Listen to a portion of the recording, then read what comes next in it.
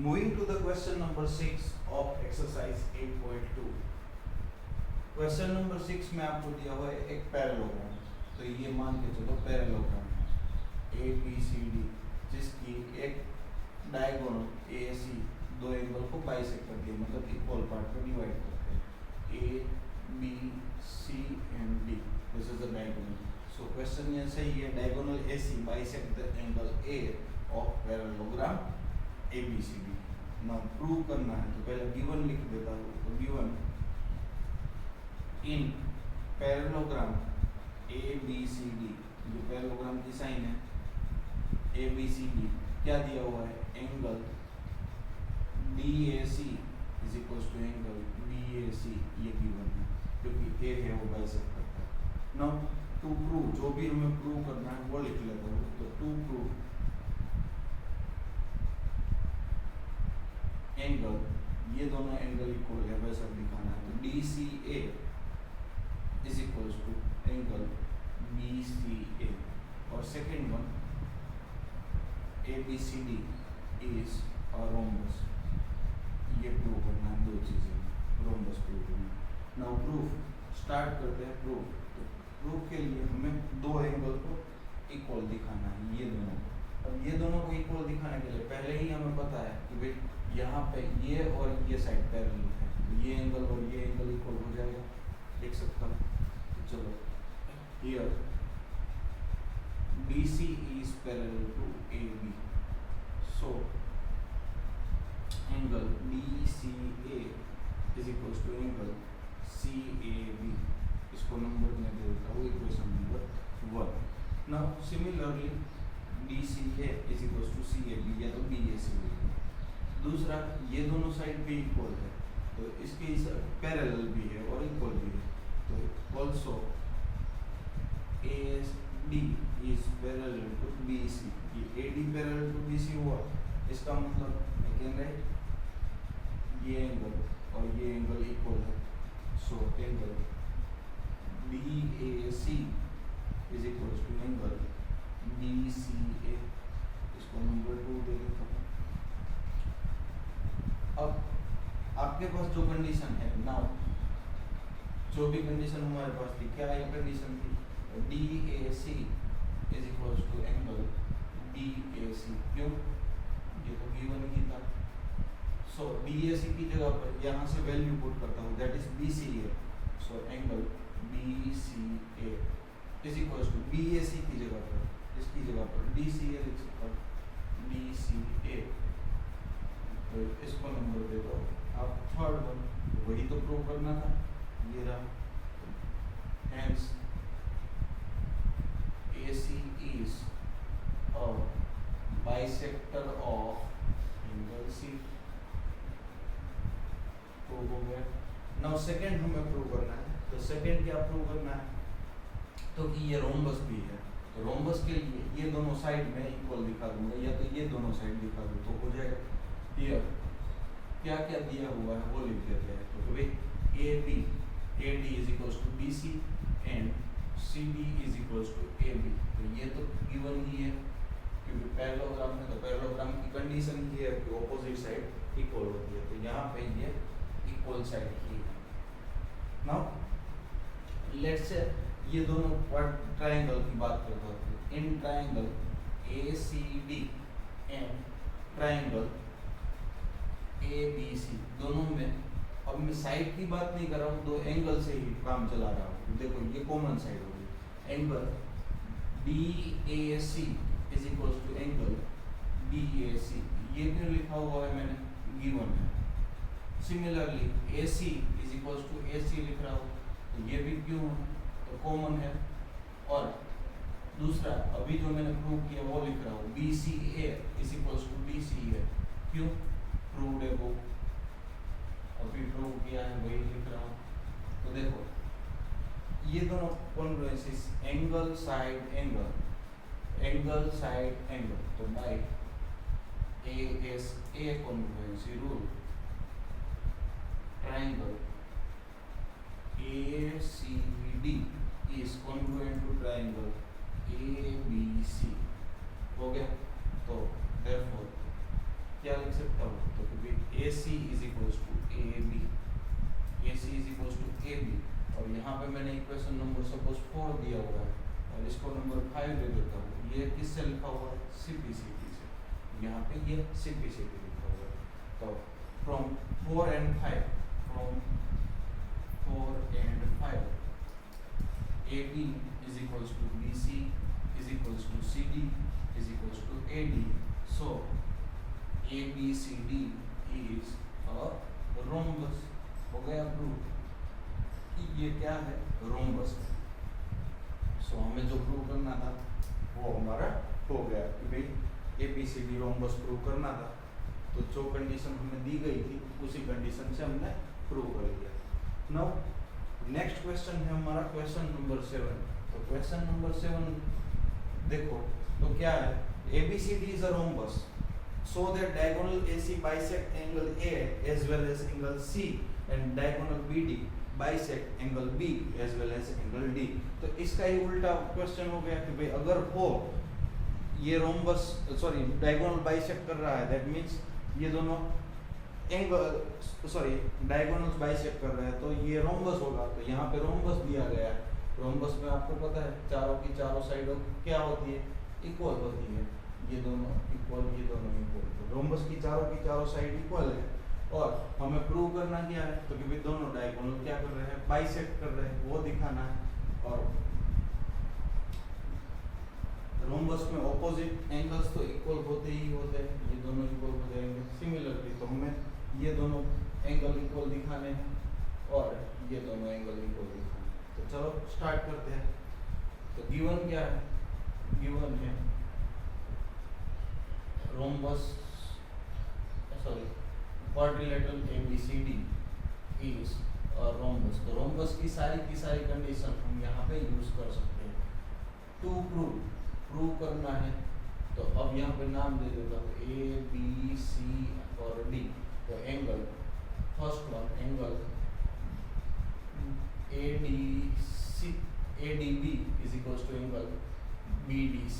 एक तो ये प्रूव करना है। सेकेंड वन तो angle ABC is equals to angle DBC, ये प्रूव करना है और इन दोनों को ज्वाइन करता हूँ। तो third one angle DAC is equals to angle CAB, ये प्रूव करना है। और fourth one DCA is equals to ACB, ये प्रूव करना है। तो ये चारों कंडीशन हमें प्रूव करनी है।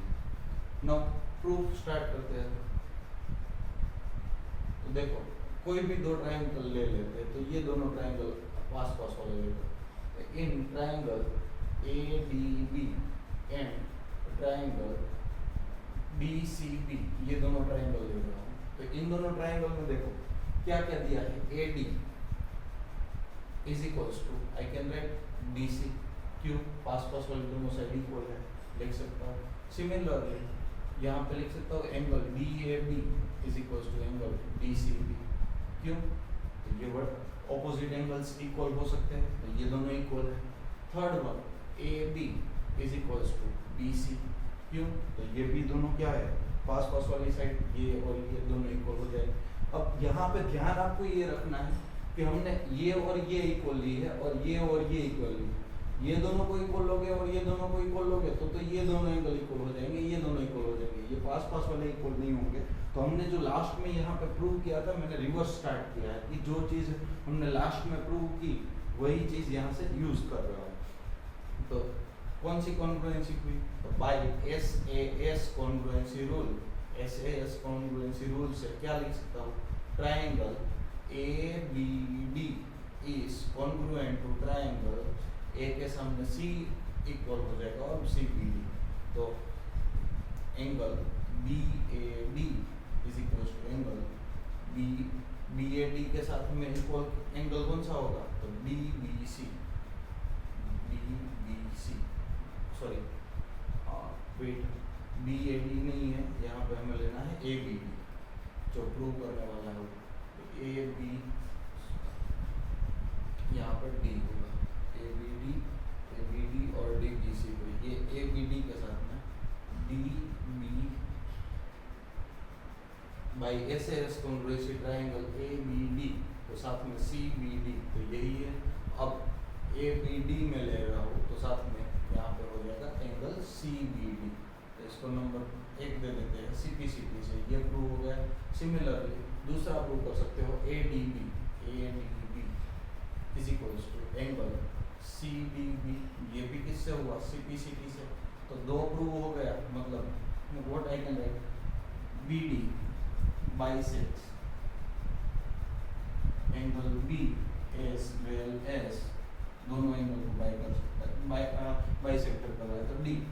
सिमिलरली अब दूसरा वाला पार्ट अगर 4 मार्क का क्वेश्चन है तो प्रूव कर सकते हो। सिमिलरली आपको ये दोनों को ज्वाइन करके प्रूव करवाना है। Similarly you can prove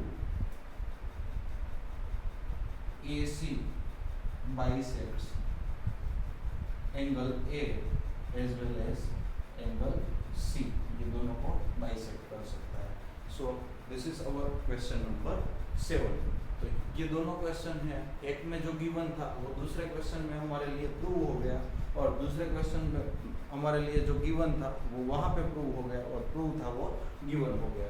so I hope ये दोनों क्वेश्चन आपको समझ में आ रहे हैं। Now moving to the next question, question number 7 आप स्टार्ट करते हैं। तो क्वेश्चन नंबर 7 तो ऑलरेडी डन है।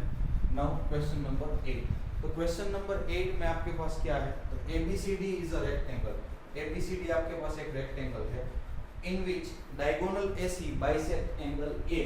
तो एक ABCD रेक्टेंगल है और रेक्टेंगल में डायगोनल है, वो दोनों एंगल को बाइसेक्ट कर रहा है, मतलब A और C दोनों को बाइसेक्ट कर रहा है। तो so that ABCD is a square. अगर पैरेललोग्राम दिया था तो पैरेललोग्राम में हमने क्या प्रूव कर दिया, तो पैरेललोग्राम में हमने प्रूव किया rhombus.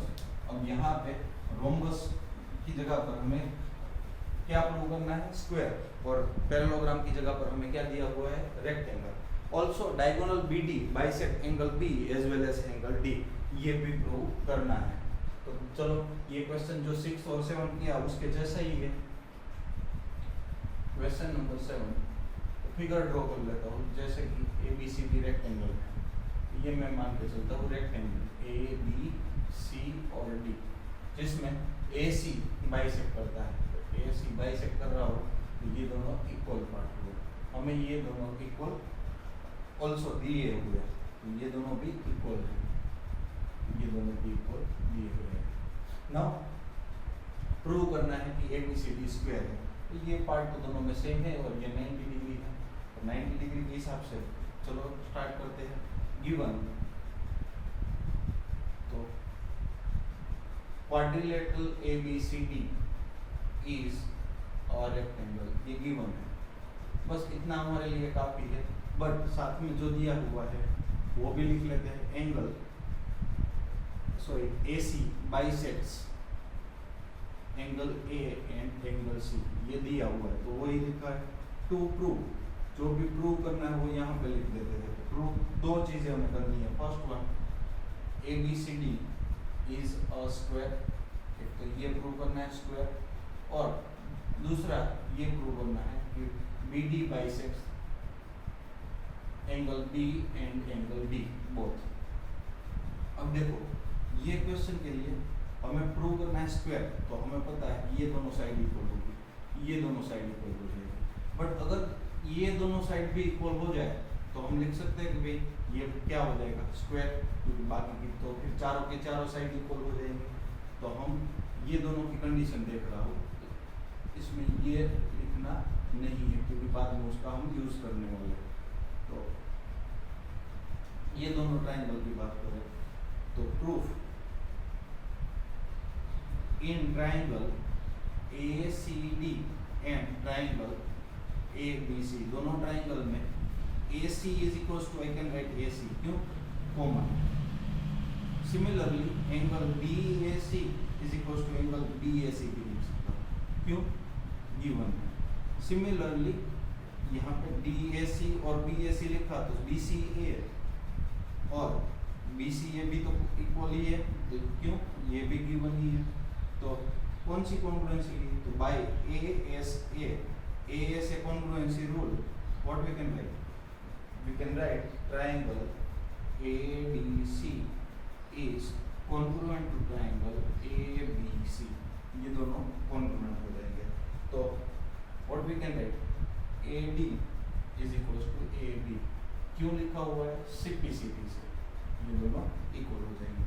also AD is equals to BC and CD is equals to AB। क्यों? ये गिवन है, तो ये नंबर 1 दे देता हूँ, ये 2 दे देता हूँ। तो from 1 and 2 AB is equals to CD is equals to BC is equals to AB, hence a quadrilateral ABCD is a square। क्यों स्क्वायर लिखा? बिकॉज ऑलरेडी रेक्टेंगल है, हेंस यहाँ पे रेक्टेंगल ABCD लिख देता हूँ, hence rectangle ABCD is a square. क्योंकि square में चारों साइड इक्वल होती है और चारों एंगल 90 डिग्री थे, 90 डिग्री तो ऑलरेडी दिए गए थे ना। अब आगे इसमें क्या प्रूव करना है? भाई BD है वो बाइसेक्ट कर रहा है, BD बाइसेक्ट कर रहा है तो इसका यूज हम कर रहे हैं। तो यहाँ पे अब BD को मैं ज्वाइन कर देता हूँ। तो फॉर क्वाड्रिलेटरल ABCD और रोम्बस ABCD, ये रोम्बस ABCD के लिए हम जो भी कर रहे हैं, तो रोम्बस ABCD में देखो तो क्या क्या हमारे पास ऑलरेडी अवेलेबल है। तो रोम्बस ABCD में हमारे पास एंगल तो इक्वल नहीं है, but yes BC is equals to, BC के साथ में हमारे पास AD, ये दोनों इक्वल है, BC is equals to AB। क्यों? अभी प्रूव किया। सिमिलरली AB और BC भी इक्वल है, AB is equals to BC, ये भी इक्वल है। और ये साइड की बात करूँ तो BD is equals to BD हो सकता है, क्यों? कॉमन है, ये गिवन और प्रूव्ड है वो, ये दोनों लिख दिया। तो बाय S कॉन्ग्रुएंसी रूल, तो हमने अब यहाँ पे कौन सी कॉन्ग्रुएंसी लगा रहे हैं? SSS। SSS के हिसाब से we can write triangle ABD is congruent to triangle A के साथ में यहाँ पे हमने प्रूव किया हुआ है तो C, और B के साथ में B है और D। तो from this we can write ABD is equals to angle CBD, क्यों? CPCD। और angle ADB is equals to angle CDB, ये भी क्यों? CPCD। तो ये दोनों से हमने प्रूव कर दिया था। सो BD bisects angle B and angle D, hence prove. तो जो भी हमें प्रूव करना था वो हमने प्रूव कर दिया। तो आपको सॉरी यहाँ पे ये 7th क्वेश्चन नहीं है, थोड़ी सी मेरी मिस्टेक है, 8 नंबर का क्वेश्चन है। तो क्वेश्चन नंबर 6, 7 और 8 तीनों क्वेश्चन बिल्कुल भी एक जैसे ही है। 6 क्वेश्चन में हमें पैरेललोग्राम दिया था और हमने रेक्टेंगल प्रूव किया, सॉरी पैरेललोग्राम दिया था और हमने रोम्बस प्रूव किया। दूसरे में रोम्बस दिया था, तो जो 6 क्वेश्चन में गिवन था वो यहाँ हमारे लिए क्या हो गया? 2 प्रूव हो गया। सिमिलरली 8 क्वेश्चन की बात करो तो वो 6 क्वेश्चन जैसा ही है, क्योंकि वहाँ पे पैरेललोग्राम था, रोम्बस प्रूव किया, यहाँ पे रेक्टेंगल था और हमने स्क्वायर प्रूव कर लिया।